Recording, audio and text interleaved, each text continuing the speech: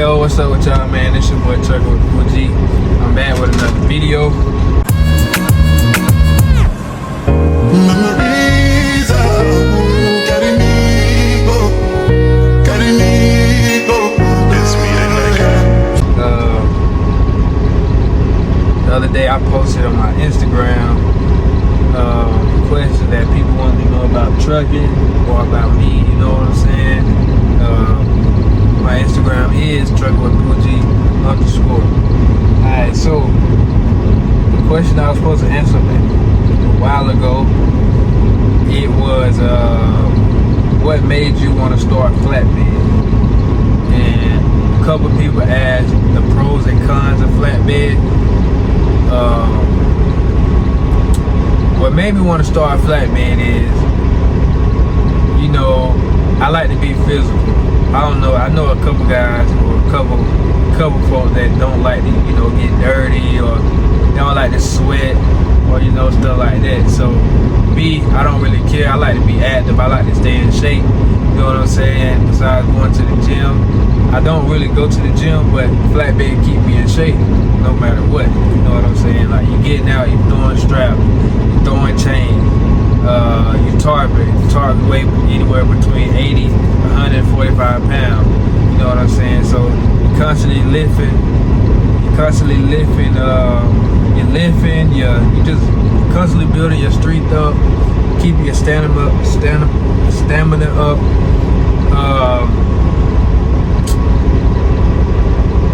What else?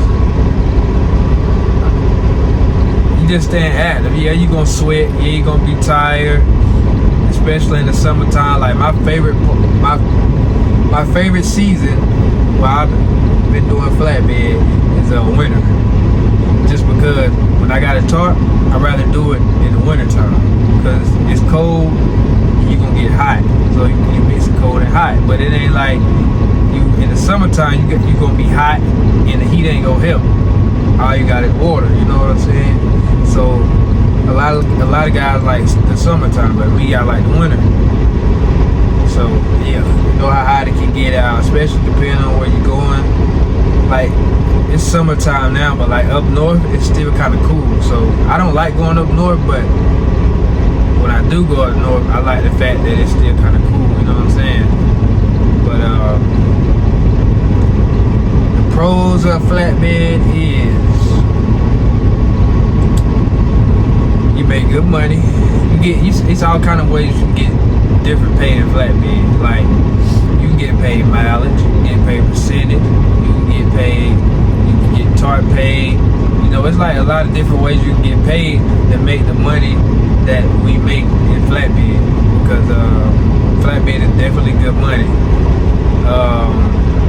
It's good home time.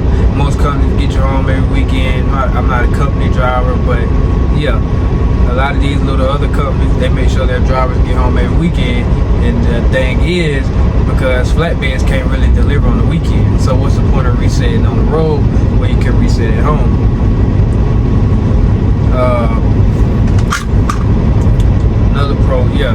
Another pro is we can't deliver on the weekend, so we don't have to be out 7 days a week, 3 weeks at a time, unless we want to be out.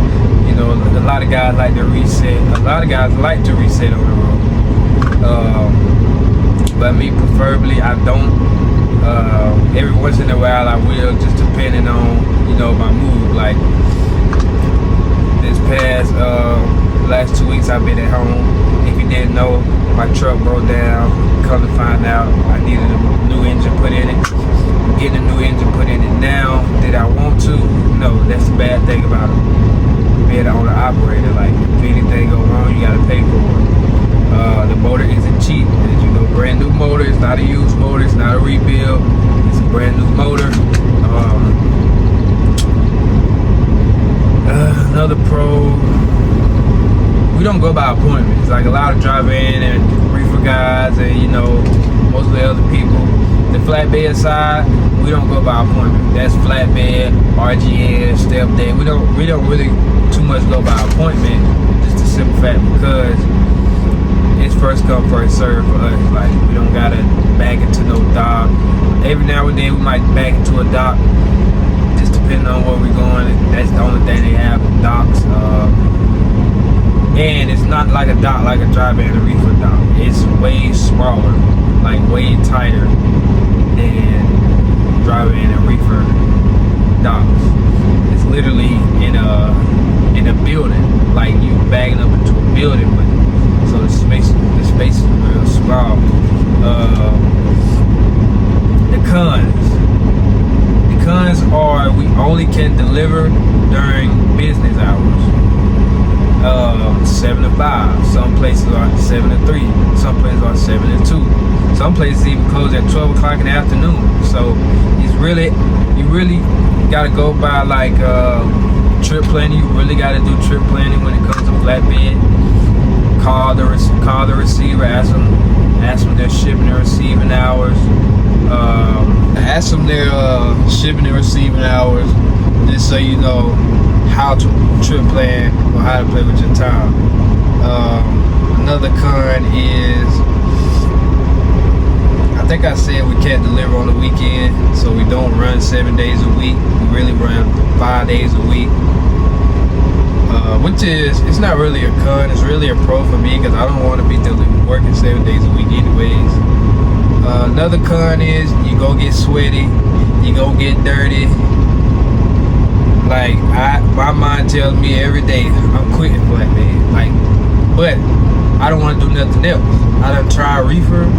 Well, I didn't try reefer, but I tried dry van. So it's probably really no difference when it comes to that. Besides, it's a reefer. The wait time, yeah, I'm not with all that sitting and waiting just to get unloaded, hours and hours. You know what I'm saying? So we don't really have to do that. But yeah, you gonna get sweaty. You gonna be like, forget all this, fuck all this shit. I'm quitting. Like, I go through that phase every day. Every morning I get up, I be like, yeah, I'm quitting this shit. But you gotta have it's a love and hate relationship when it comes to flatbed. Let's see, we got another con. We do be more heavier than any other, well, besides heavy hauling. We be more heavier than like dry van and reefer. Another con I see a lot of people have is when it's cold.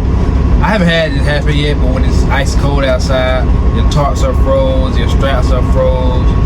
Just really everything you use to secure your load would be frozen. Sometimes having ice on it, your brakes might freeze up. But that's, well, it's not really a con. That's a con for everybody, really. When it's cold, your brakes can freeze up while you're driving. Pretty much that's all the cons for me. I had another person ask that too, and another guy asked me, what's my next truck? My dream truck is a W9L, of course. Probably won't get one anytime soon. But later on, now, like before I finish trucking, I want to have a W9. Before I finish over the road trucking, at least, I want to have a W9. Which I don't know how that's gonna go. I might get off the road before then and still have the same truck. But if I can't get a W9, I would get a Freightliner Classic with a Detroit motor in it, 12.7 of course, or a 60 series.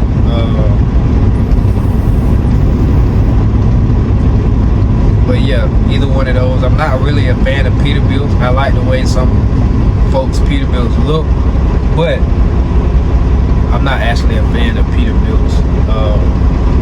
So I let some of you guys have that. What else? I don't think I've seen any more questions. Oh, another guy asked me what's the startup price of being an owner-operator. I started with a couple $1,000s, bro. took over a lease from another owner operator. The number one thing you want to do that I didn't have the chance to do, save some money. At least save $20,000 for when your truck break down, so you won't have to use your own money. You know what I'm saying? You have separate money for your truck maintenance, which I had that, but it wasn't nowhere near what it should have been. You know what I'm saying? You want to always be one step ahead, maybe 2 steps ahead when it comes to starting out. Because I got to get a motor put in, and it's not cheap. Brand new motor, not cheap. I don't want to use motor, and I don't have an option for a rebuild. You know what I'm saying?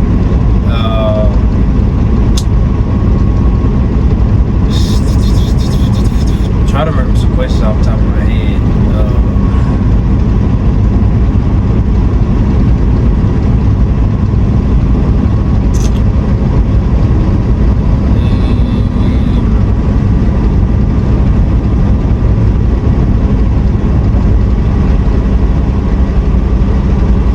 I guess I can tell y'all why my truck is in the shop or whatever. Basically, I got up one morning, rode for about 5 minutes. My truck shut down. Literally shut down on me while I was driving. Thought it needed oil. Put oil in there. It cranked right up after I put the oil in there. So, you know, I'm thinking, okay, everything's great. Just needed a little bit of oil. Crank it up. I turned around because, you know, I'm headed back home since the truck cut off. So I need to, you know, get it looked at.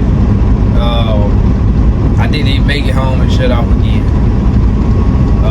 You had it towed to the shop that was literally like a minute up the road. Got it there. They told me my engine was hydro locked. The guy at the desk was telling me my engine was hydro locked, which he didn't know.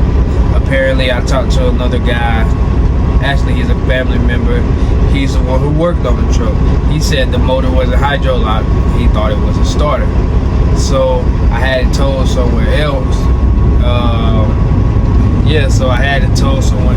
The truck that normally works on my truck, or all the owner-operated trucks over here, and he told me the motor wasn't hydro locked. Which hydro locks mean you overfilled your motor with some type of oil or coolant. You know what I'm saying? It was a hydro lock. Come to find out a couple days later, it was a hydro lock, but my engine was locked. Yeah, that was actually sad to hear. Didn't really expect that. So I had no other option but to either buy another truck or just get a motor put in. But you're not gonna find a cheap truck nowadays that's brand new.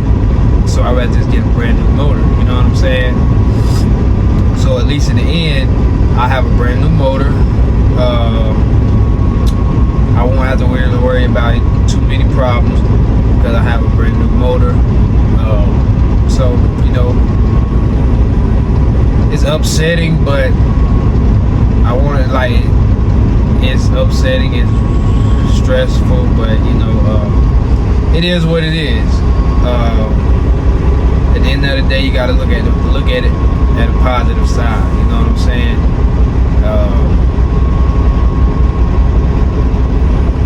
Let's see.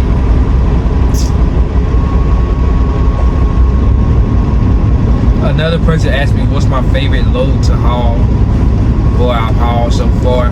I like hauling steel plates. Like I like hauling any type of steel, really. I haul steel any day, but I'm not a fan of like lumber and all the building material type shit. I don't like lumber, drywall, wallboard, plasterboard. Like, nah, I don't like hauling that. I'd rather haul steel. I don't care if it's heavier. I don't care if it's 48,000 pounds. I'd rather haul steel. I used to not be a fan of steel, but now I'd rather haul steel over lumber because most of my near misses have been with lumber, or yeah, mainly been with lumber. So yeah, steel me any day. You know what I'm saying?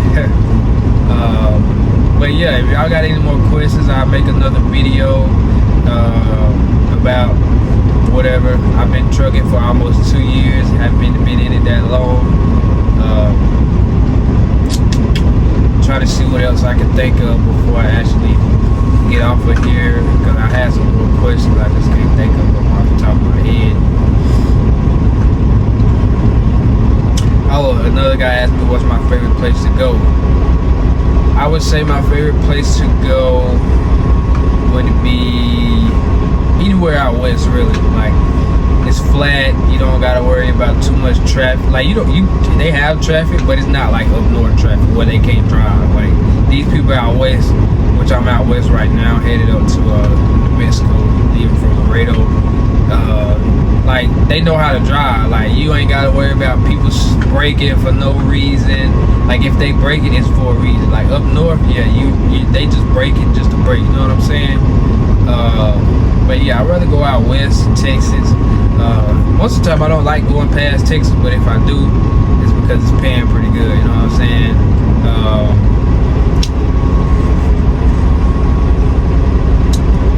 What else?